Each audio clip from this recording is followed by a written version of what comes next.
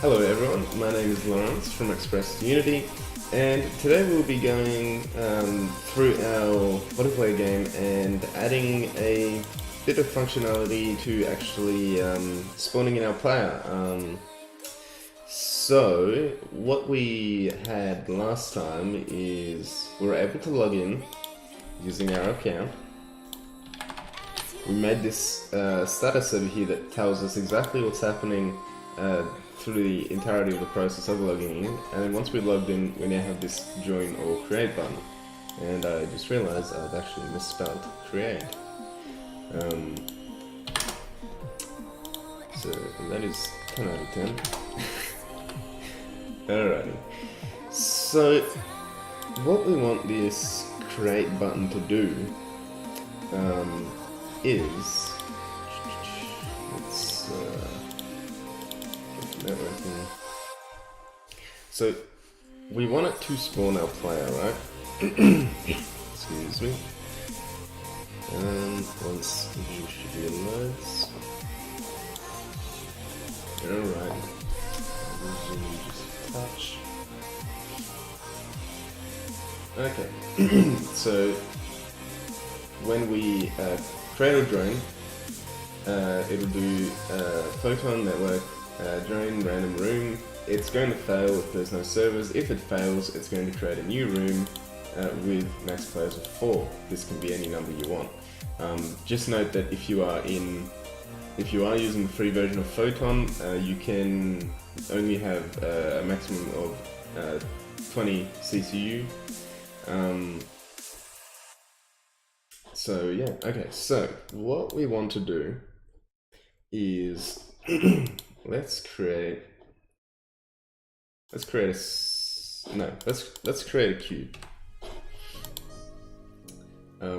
So let's create a cube.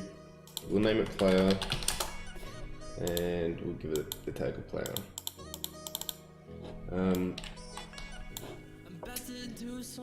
Okay. So on this player, we want a few things. We want to add a rigid body because that's how we're going to be moving him. We also want a photon view, and what this component does is it gives this player an identity that we can track throughout the network. It'll also have an observed components area, and we drag scripts here that we actually want the photon view to sync back and forth between players. So Photon actually comes with a pre-made script which we'll be using called Photon Transform View or Rigid Body View. Now, we can use any of them really. I think for now we will just use the Transform View as it's just easier to use. Well, it's not easier, they're the same really, but just one since the rigid body. So let's go ahead and drag the photon transform view in the observed component, and we want to sync our position and our rotation. That's basically it. Now on the player, we want to create a new script, and we'll call it player. And on here, we will drag, we'll drag our player into the player object, and because we're also going to be adding maybe some kind of health values onto this script, we're also going to want to add it to the observed components. Alright, so let's open up this script. First thing we want to do is using Photon. And over here we want to use photon.ton behavior. Alrighty, so let's just create some basic movement so that when we are testing it, we can move it around. So there is a thing for Photon that we can use, and if we do photon.photon use. Come on. Photon view dot isMine. It's not inactive. Okay. So photon view dot isMine. Basically, what it's going to do is tell the player if the script is local or not. So if you have 3 players, only one of these are going to be true, and that's going to be the player that you're currently controlling. So we can add this to both start and update, so we only want specific things to happen when on our player, and else will be basically everyone else. Alrighty, so just some basic movement. Let's do import dot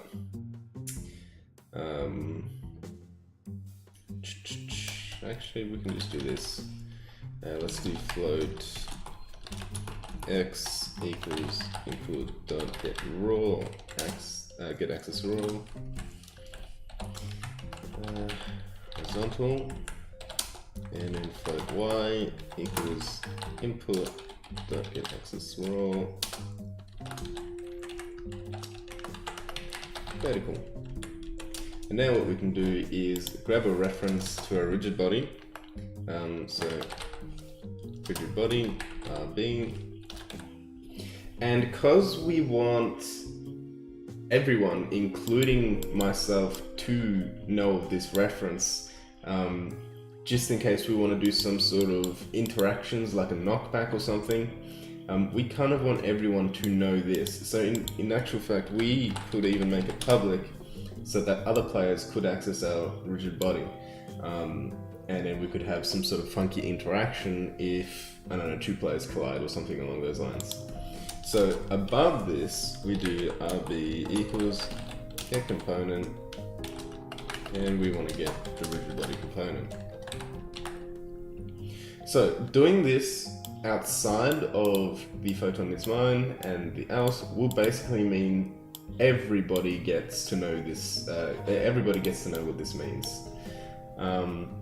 So now down here we can do a simple RB dot. Actually, probably better we actually do this in the void fixed update. So let's actually make these private, because we don't want anyone else changing what these values are. And do this, and then in fixed update we'll grab this, oops, and we'll remove the inputs, and we'll do RB dot we'll just do add force for now, and we'll want to do factor 3, and we want to move it on the X, nothing on the Y, and on the Z, like so. And I just realized we want this to be like so.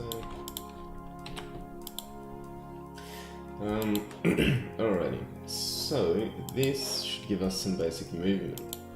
So if we now reset the position, and let's go ahead and make a plane, and just for now let's lower the plane, because what we're going to do just to start off with is we're going to spawn the player at exactly 0, 0, 0, and if the plane was up here, he would fall through it.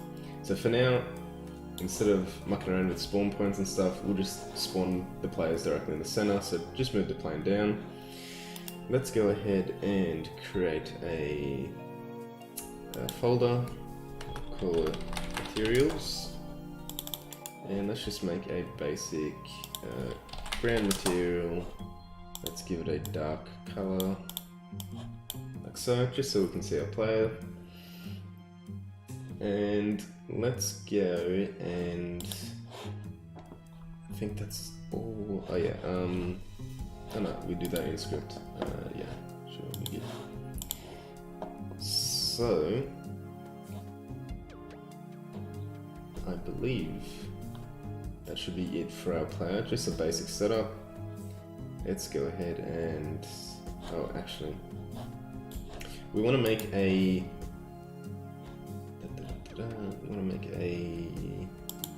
resources folder.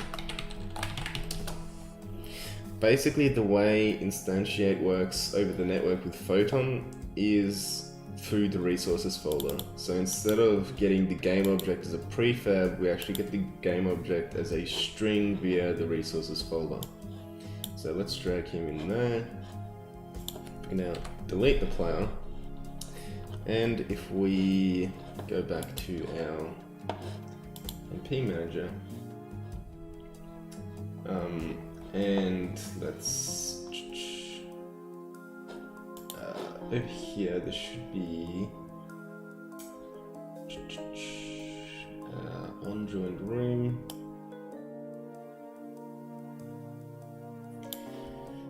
So I believe this is the function we need. So simply do public virtual void on joined room. I can't remember if it's on joined random room or on joined room. I'm pretty sure it's just on joined room. Yeah. But we'll find out. Okay, so inside this, what we want to do is photon network instantiate, and you'll see that this actually has a string instead of a game object, and that string is player, because that is the name of our game object in the resources folder. It's player. And to start off with, we simply want to do not that, we want to do vector 3.0 and quaternium.identity. We also want to just, I think we can leave the byte group as null. Doesn't even matter. No, okay, just leave the byte group as 0. We don't really need to worry about that. And to get a reference to this object, we'll just do game object player equals. Alrighty, so this should work now. So if we go ahead and save that, play the game.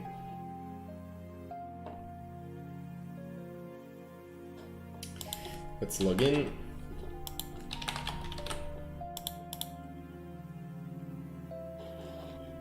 Join or create. There we are. We should be able to not move. Great.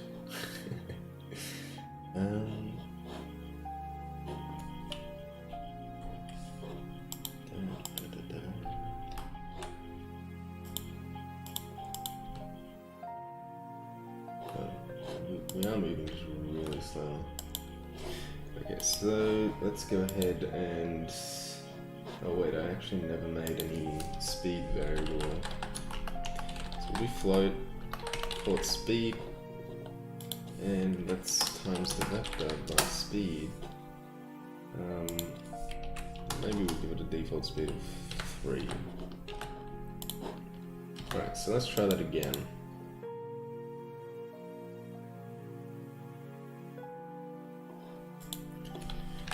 And 123. Join create.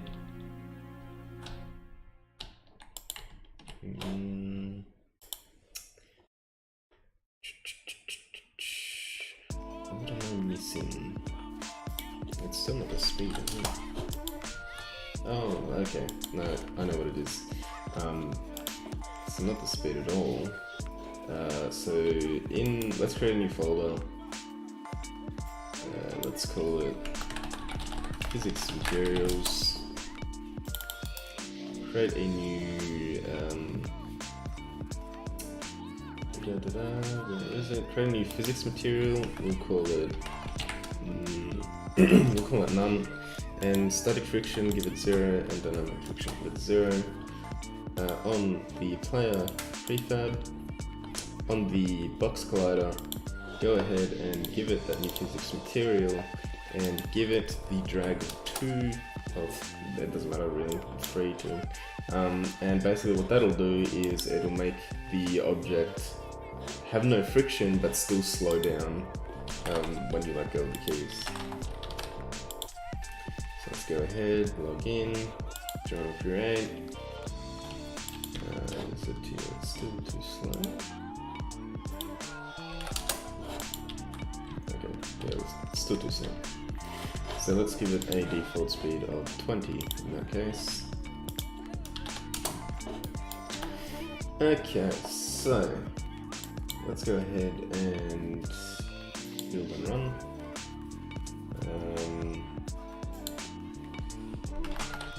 Builds.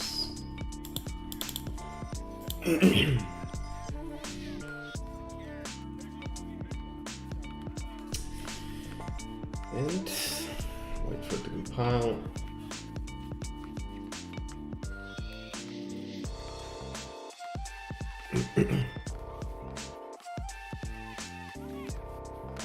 Alright, let's actually get 2 instances. Let's make them both windowed, and let's make them small. Play and play. Alright, so I don't actually think we have 2 accounts, so we'll have to make a new one.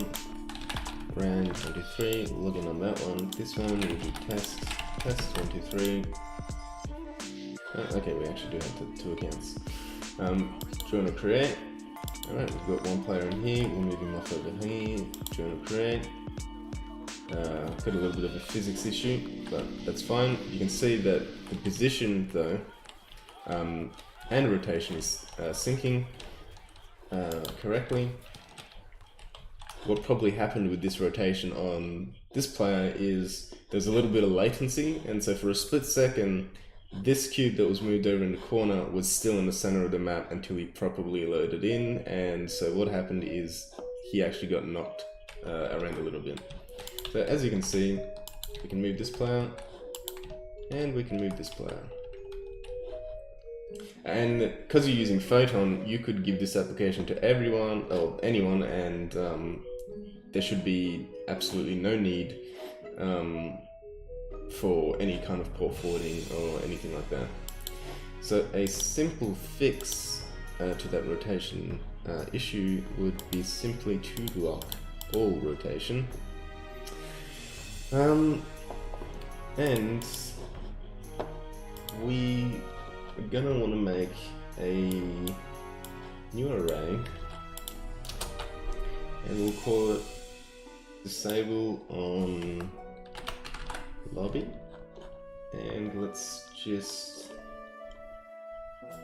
grab these. Oh, we'll call it disable on join room.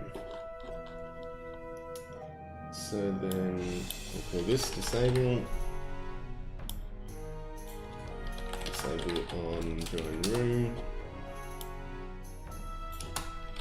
disable, and we'll make it false. So now what we can do is on the canvas we have that button that is still there.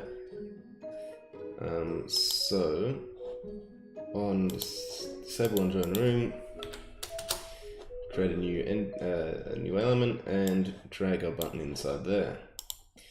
So now what should happen is when we do spawn in, that join and create button should go away. Join and create, we're spawned in and the button disappears. Hooray! Alrighty, so we can also test it out by disabling the transform view, and let's get the rigid body view and sync that instead of the transform. So let's save and let's build and run.